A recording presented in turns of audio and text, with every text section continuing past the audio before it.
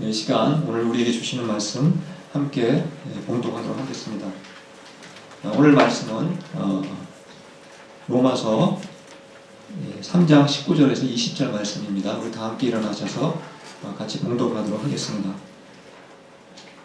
시작. 우리가 알거니와 무릇 율법이 말하는 바는 율법 아래에 있는 자들에게 말하는 것이니 이는 모든 입을 막고 온 세상으로 하나님의 심판 아래에 있게 하려 함이라. 그러므로 율법의 행위로 그의 앞에 의롭다 하심을 얻을 육체가 없나니 율법으로는 죄를 깨달음이니라. 아멘. 네, 앉아주시겠습니다.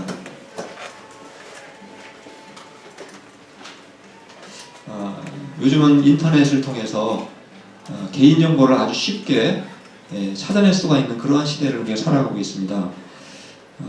저도 구글에서 제 이름으로 이렇게 검색을 해보면은 제 사진도 나오고 또 제가 설교했던 내용들을 쉽게 찾아낼 수가 있습니다.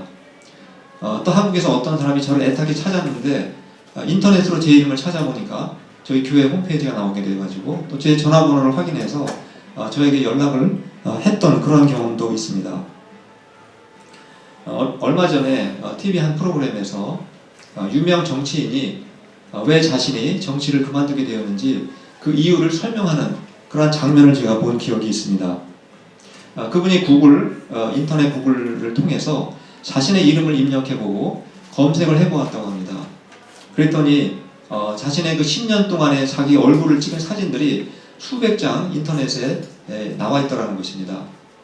그래서 그분이 자기 얼굴을 찍은 사진들을 전부 다 한번 보았답니다. 과연 사진에 찍힌 내 얼굴은 어떤 모습일까?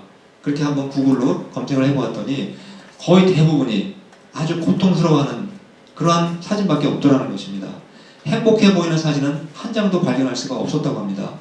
그래서 그분이 내가 이렇게 살다가는 정말 불행한 삶을 살겠다 그런 생각이 들어가지고 정치를 그만두기로 결심을 했다는 그러한 고백을 하는 것을 제가 들어보았습니다. 그러면서 그분이 우리가 직장을 다니다 보면 내가 직장을 계속 다닐 건가 그만둘 건가 고민할 때가 있습니다. 그래서 그분이 그것을 어떻게 결정할 건가를 확인하는 좋은 방법을 제시했습니다. 그것은 이제 직장에서 일하시면서 같이 일하는 사람들끼리 서로의 사진을 한번 찍어주려는 것입니다. 한 일주일 동안 사진을 찍어가지고 이제 각자 서로 사진을 교환해 보라는 것입니다.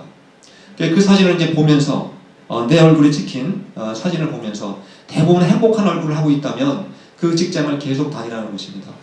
그러나 절반은 행복해 보이고 절반은 고통스러워 보이는 사진이 있다면 혹시 나에게 무슨 잘못이 있을까 한번 자신을 돌아보면서 자신의 잘못을 고쳐보려고 노력을 하라 이렇게 권고를 했습니다.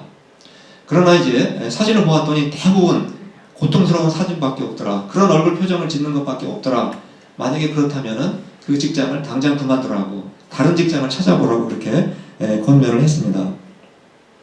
여러분들도 한번 가정이나 집에서 한번 서로의 얼굴을 찍어주시고 일주일 동안 한번 찍었다가 한번 서로 같이 교환해서 보시기 바랍니다. 그렇다면 내가 과연 나는 어떤 얼굴을 가지고 지금 이 세상을 살아가고 있는지 아마 자신을 돌이켜 볼 수 있는 그런 기회가 되지 않을까 그런 생각을 해보았습니다. 제가 이런 말씀을 드리는 이유는 사람들은 자신의 진짜 얼굴을 진짜 모습을 객관적으로 보기가 너무나 어렵다는 것입니다. 사실 사람들이 자기 얼굴을 자기 두 눈으로 직접 본 사람은 단 한 명도 없습니다. 불가능합니다. 누군가 나의 얼굴을 사진을 찍어줘야만 내 얼굴을 우리가 확인할 수가 있습니다. 그런데 우리 얼굴뿐만이 아닙니다. 바로 우리의 영혼, 내 마음의 모습은 과연 어떻게 생겼을까? 그것을 우리가 객관적으로 보는 것도 실제로는 대단히 어렵다는 것입니다. 누군가가 나에 대해서 말해주지 않는 한 우리는 평생 동안 내가 어떤 사람인지 모르고 그렇게 살아갈 수도 있다는 사실입니다. 그렇다면 우리는 우리의 영혼과 우리의 마음이 어떻게 생겼는지 우리는 어떻게 확인할 수 있겠습니까? 무엇이 필요하겠습니까? 우리가 얼굴을 확인하기 위해서 무엇이 필요합니까? 거울이 필요한 것처럼 내 영혼, 내 마음의 상태가 어떻게 생겼는지 확인하기 위해서도 역시 거울이 필요하다는 것입니다. 그래서 우리가 우리 손에 바로 어떤 거울을 갖고 있다고 생각하십니까? 바로 성경이라는 우리 거울을 갖고 있습니다. 이 성경을 한자로 한번 제가 잠깐 보여드리겠습니다. 앞에 나와 있는 것처럼 거룩할 성자의 책경자입니다. 그래서 성경을 우리말로 풀어서 말하면 거룩한 책, 이런 뜻을 갖고 있습니다. 그런데 성경은 단순한 책이 아니라는 것입니다. 야고보서 1장 23절 말씀을 한번 보시겠습니다. 제가 읽어드리도록 하겠습니다. 말씀을 듣고도 행하지 않는 사람은 있는 그대로의 자기 얼굴을 거울 속으로 들여다보기만 하는 사람과 같습니다. 야고보는 하나님의 말씀을 자신의 영혼을 들여다볼 수 있는 거울에 비유하고 있습니다. 그래서 성경을 우리가 보통 성경, 거룩한 책, 이렇게 이런 의미에서 아까 보여드린 그 한자를 보여드렸지만, 인간의 영혼과 마음을 비추는 거울의 역할을 한다는 의미에서 또 다른 한자를 사용할 수가 있습니다. 한번 다음 스크린 보시면, 바로 앞에 있는 것 똑같이 한글 발음은 성경입니다. 거룩할 성자에 그 다음 게 무슨 경자인지 아시겠습니까? 거울 경자입니다. 그래서 성경은 거룩한 거울, 이렇게 우리가 표현할 수도 있는 것입니다. 사람이 자신의 얼굴을 직접 보기 위해서는 유리로 만든 거울이 필요한 것처럼, 바로 나의 영혼, 내 마음의 진정한 모습을 내가 비춰보기 위해서는 바로 영적인 거울인 성경이 우리에게 필요하다는 것을 우리가 알 수가 있습니다. 근데 여러분들은 보통 그 거울을 보면서 무엇을 생각하면서 거울을 보십니까? 거울을 볼 때마다 내 얼굴이 너무나 예쁘게 생겼구나, 내가 이렇게 잘생길 수가 있는가, 이렇게 감탄하시면서 거울을 볼 때마다 보십니까? 물론 거울을 보면서 자신의 그 미모의 자부심을 느끼는 사람도 있겠지만, 일반적으로 우리가 거울을 보는 이유는 내 얼굴에 혹시 때가 먼지가 묻지 않았는가, 또 내 이에 고춧가루가 끼지 않았는가, 또 내 머리가 헝클어지지 않았는가, 이러한 내 모습에 그런 모습들을 확인하기 위해서 우리가 거울을 보는 것입니다. 일단 옛날에 제가 오래전에 들었던 실제 이야기인데, 어떤 남자와 여자가 서로 선을 보려고 만났습니다. 식당에서 만났습니다. 근데 만나자마자 서로 마음이 통했습니다. 저 사람은 내 남편, 또 내 아내가 될 만한 사람인 것 같다. 서로 마음이 통했습니다. 식사를 하고 나서 남자가 여자에게 우리 다음에 한 번 더 만나자, 애프터 신청을 이렇게 했습니다.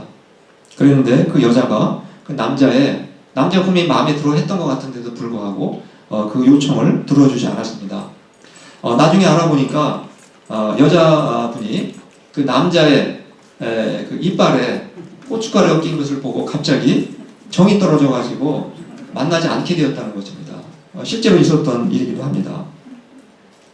그래서 우리는 사람을 만나기 위해서는 최소한 거울을 보고 얼굴보다 이빨에 혹시 뭐가 끼지 않았는가 살펴보는 것이 필요하다는 생각이 듭니다. 성경은 그래서 우리의 그 영혼과 마음을 비추어주고 우리가 들여다볼 수 있도록 그러한 영적인 바로 거울이라는 것을 우리가 알 수가 있습니다. 우리가 성경을 읽거나 또 성경을 듣거나 또 묵상을 하게 되면 이전에는 내가 몰랐던 그러한 나의 영혼과 내 마음의 상태를 이제는 객관적으로 볼 수 있는 그러한 눈을 나에게 열어주게 된다는 것입니다. 저는 지금까지 로마서 1장부터 오늘 읽은 로마서 3장 20절까지 한 7달 동안, 짧은 그 내용이지만 굉장히 오랫동안 말씀을 전한 것 같습니다.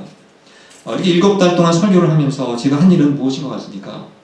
다름이 아니라 바로 우리의 영혼, 우리의 마음의 상태가 어떠한 것인지 영적인 거울을 통해서 우리를 계속 비추는 바로 그러한 일을 지금까지 7달 동안 한 것이었습니다. 여러분들은 7달 동안 이제 영적인 거울인 성경을 통해서 인간이란 어떤 존재인가, 또는 나는 어떤 사람인가에 대해서 어떤 깨달음을 갖게 되신 것 같습니까? 바울은 로마서 1장 18절 말씀에서 인간은 어떤 존재인가 단 한마디로 간단하게 한 절로 우리에게 요약해서 이미 말씀을 해주었습니다.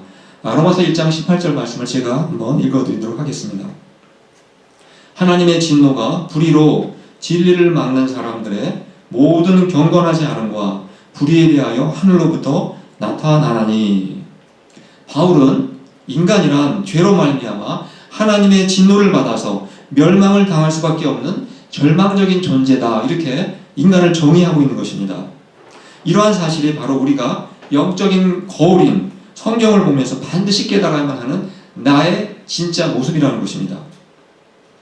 그런데 바울은 왜 인간이 하나님의 진노를 받을 수밖에 없는 절망적인 존재가 되었는지 그 이유를 로마서 1장 19절서부터 오늘 읽은 말씀까지 자세하고 구체적으로 그 이유를 설명해주고 있습니다.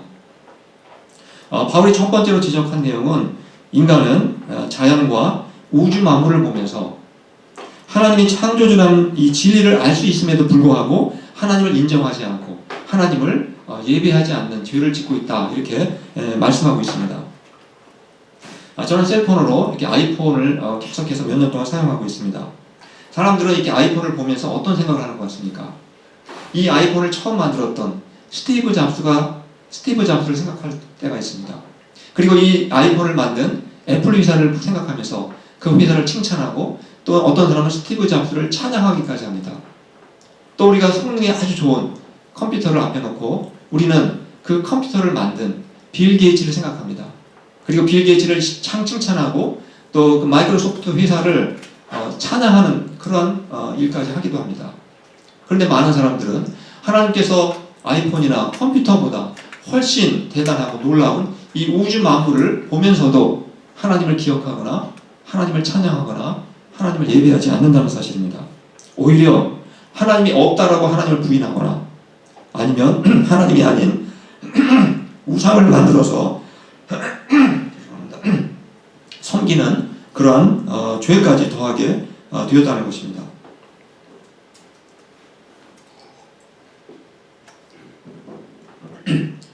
저는 고등학교 3학년이 될 때까지 하나님을 전혀 믿지 않던 사람이었습니다.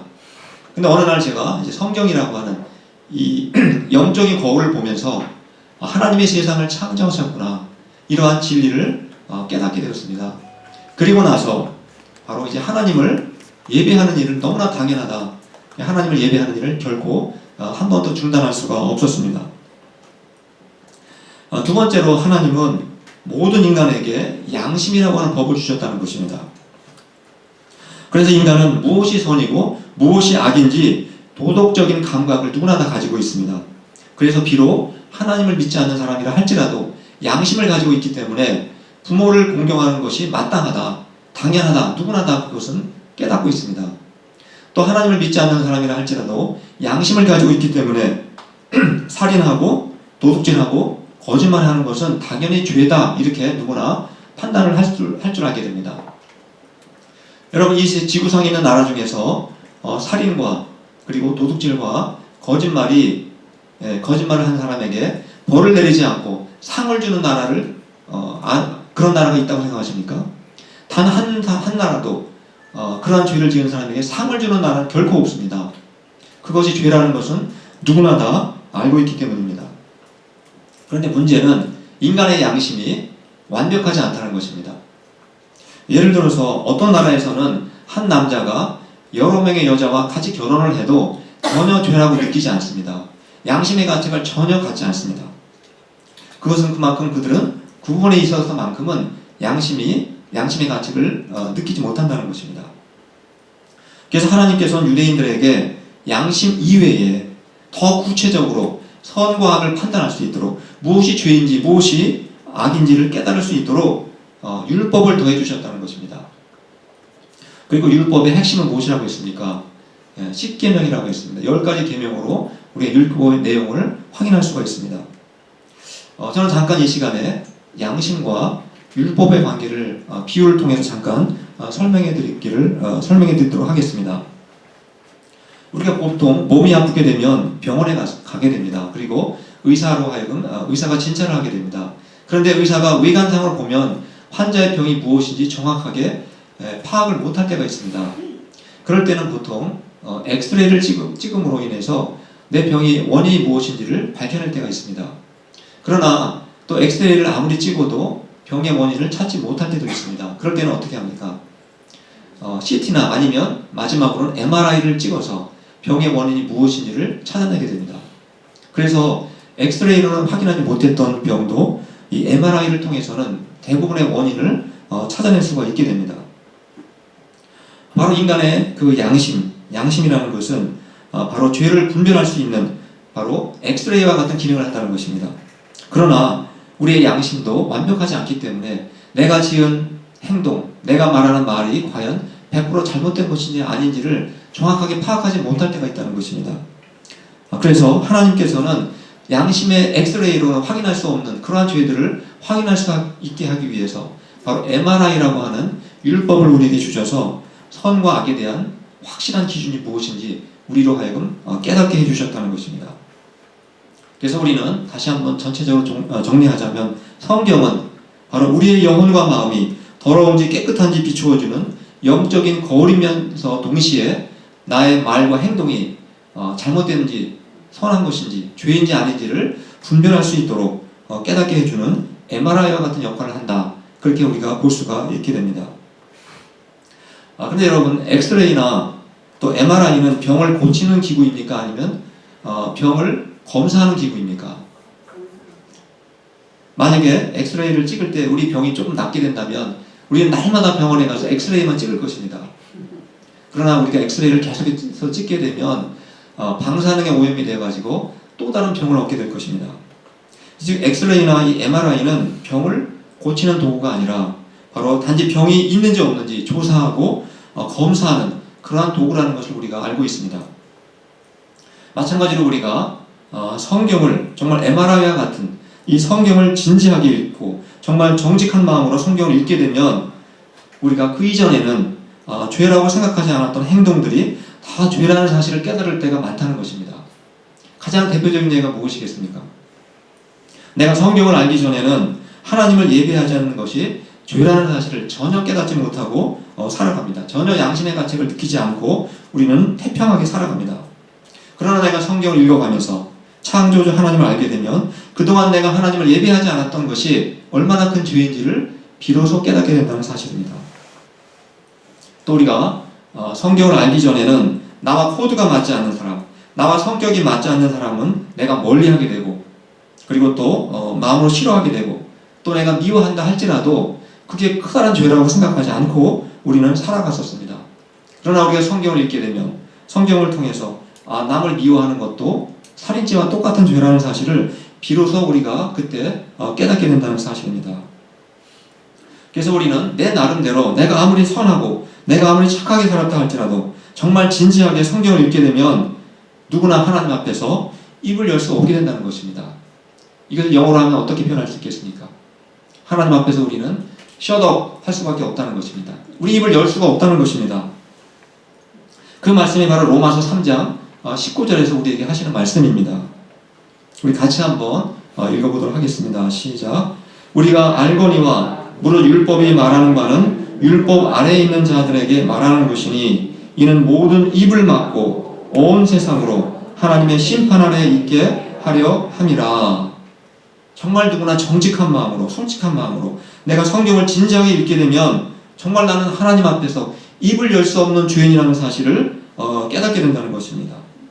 정말 나는 하나님의 심판을 받고 진노가 내 머리 위에 떨어져서 영원히 멸망할 수밖에 없는 죄인이구나. 그 말밖에 할 게 없다는 것입니다. 여러분 중에서는 아직도 하나님 앞에서 나는 죄인입니다. 이 말 위에도 또 다른 말을 할 그러한 말이 있습니까? 나는 그동안 인생을 살면서 남에게 피해를 준 일도 없고 양심적으로 어긋나는 행동을 하면서 살지 않았다라고 자신 있게 여러분의 입을 열어서 하나님께 당당하게 말할 수 있겠습니까? 그렇다면 아직도 그런 생각을 우리가 갖고 있다면 우리는 더 진지하게 더 자세하게 하나님의 말씀의 율법을 우리가 읽어보시기를 바랍니다. 만약에 우리가 진지하게 성경 말씀을 다시 한번 읽어본다면 우리는 더 이상 내 입을 열 수 없다는 사실을 정말 깨닫게 된다는 사실입니다. 우리가 정말 내 입을 열 수 없는 그러한 나의 모습을 발견하게 될 때 우리가 바울처럼 로마서 3장 20절과 같이 우리가 고백할 수 있게 되는 것입니다. 3장 20절 말씀 같이 한번 읽어보도록 하겠습니다. 시작. 그러므로 율법의 행위로 그의 앞에 의롭다 하심을 얻을 육체가 없나니 율법으로는 죄를 깨달음이니라. 우리가 성경을 읽으면 읽을수록 옛날에는 내가 몰랐던 죄를 비로소 깨닫게 된다는 것입니다. 또 내가 성경을 알게 되면 알게 될수록 나는 의인이 아니요 심판을 받아 마땅한 죄인이라는 사실을 고백하지 않을 수가 없게 된다는 것입니다. 그래서 우리는 결국 인간이란 아무 소망도 없는 그야말로 절망적인 존재이구나 하는 것을 우리가 비로소 깊이 있게 깨닫게 된다는 사실입니다. 여러분은 정말 자신이 하나님 앞에서 정말 심판을 받아 마땅한 죄인임을 깨닫고 여러분의 삶 속에서 정말 절망을 느껴본 경험이 있으십니까? 내가 이대로 살다가는 하나님의 심판을 받아서 멸망을 당할 수밖에 없겠구나, 정말 이러한 마음이 들어서 탄식해 보신 경험이 있으십니까? 예수님은 이러한 마음을 가진 사람을 심령이 가난한 사람이라고 말씀하셨습니다. 예수님은 이러한 사람을 정말 애통하는 사람이라고 말씀하셨습니다. 그러나 예수님은 이러한 사람이 진짜 행복한 사람이라고 또 말씀하셨습니다. 우리 예수님이 하신 말씀 마태복음 5장 3절과 4절 말씀을 한번 같이 읽어보도록 하겠습니다. 시작. 심령이 가난한 자는 복이 있나니 천국이 그들의 것이며 애통하는 자는 복이 있나니 그들이 위로를 받을 것이며. 정말 심령이 가난해져서 자신이 정말 죄인임을 깨닫고 절망을 느끼고 애통하는 사람만이 예수 그리스도의 복음을 정말 마음으로 진심으로 믿을 수 있게 된다는 것입니다. 그런 사람에게 비로소 천국이 선물로 주어지게 된다는 것입니다.